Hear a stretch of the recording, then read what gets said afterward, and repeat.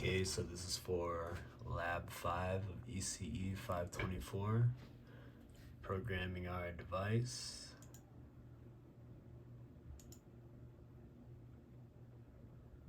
Okay, there's the VGA cable going into the PMOD. Right here's the board.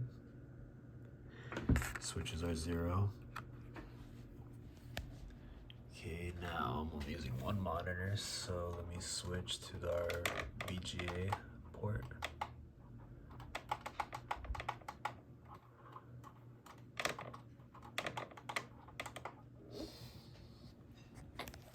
Okay, so right now the switches are at 0000. At this point, we wanted to implement just a white screen.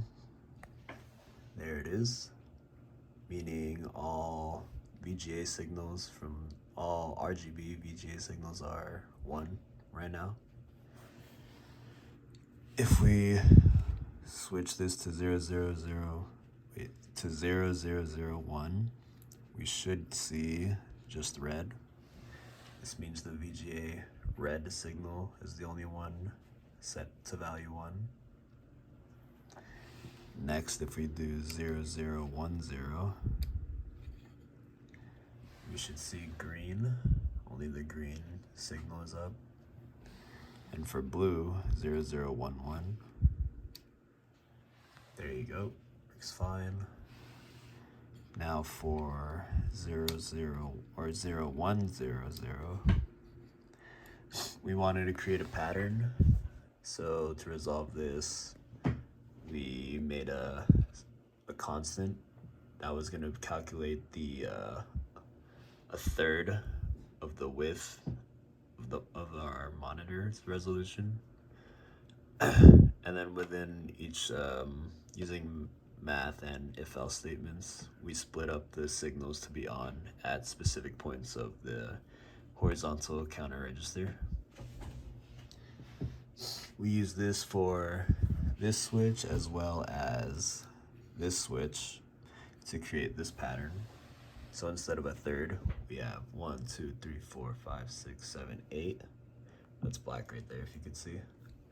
We split it into 8 now.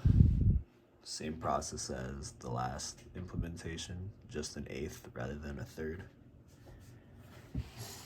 Next, we have this pattern. Same process as the last. We use an eighth of the horizontal or monitor, but this time we're showing 8 shades of gray, as we can see. Starts off here is everything's up with 1 on the RGB signals, and we keep decrementing. This would be signals 1, or this would be output, or sorry, this would be 1, 1, 1, 1 for our red, green, and blue, and we kept decrementing that value every 8th section. So next, we've got our horizontal pattern. I think for this one, now we use our buttons. If I hold button 0, if you can see it's changing. It's zooming in. To resolve this, well, first let me show you. Button 1, closer. Button 2, it's closer. And button 3 gets closer. So to resolve this, we use the H counter register. First we use the H counter registers are 4 bits, but we went from least significant bits and for button with no buttons pressed. Each time we press a button, we went higher, more significant bits, so that it takes more time for each clock to change color. So example, if this was 3 down to 0, the next button was probably around 5 down to 0 on the register.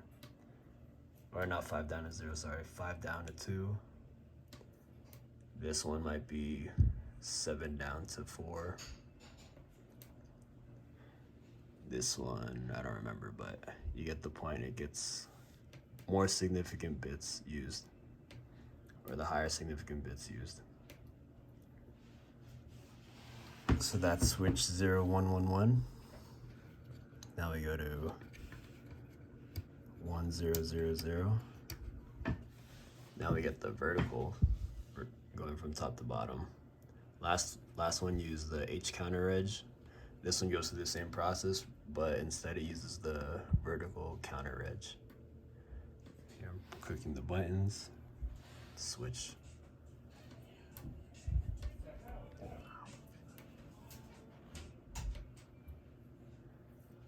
Okay, now we have 1001.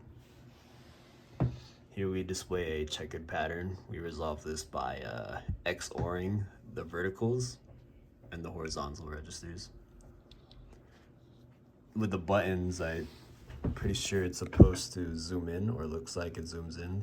We go about this but the same way we did the previous ones, by these is the least significant bits of per se like 3 down to 0. Or no, actually we used bit 5 so that we could have big enough squares for us to view.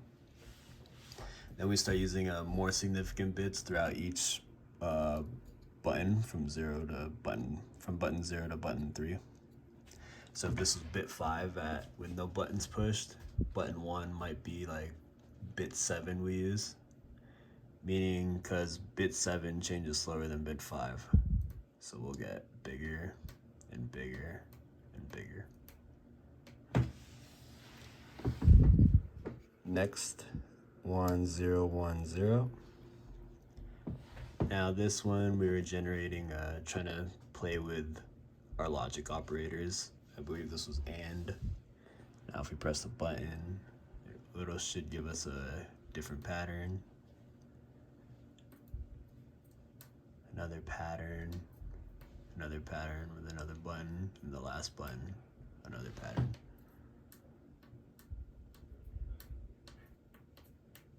This was using by AND operators, or and then just zooming in. Next we have 1, 0, 1, 1. This will be our moving ball.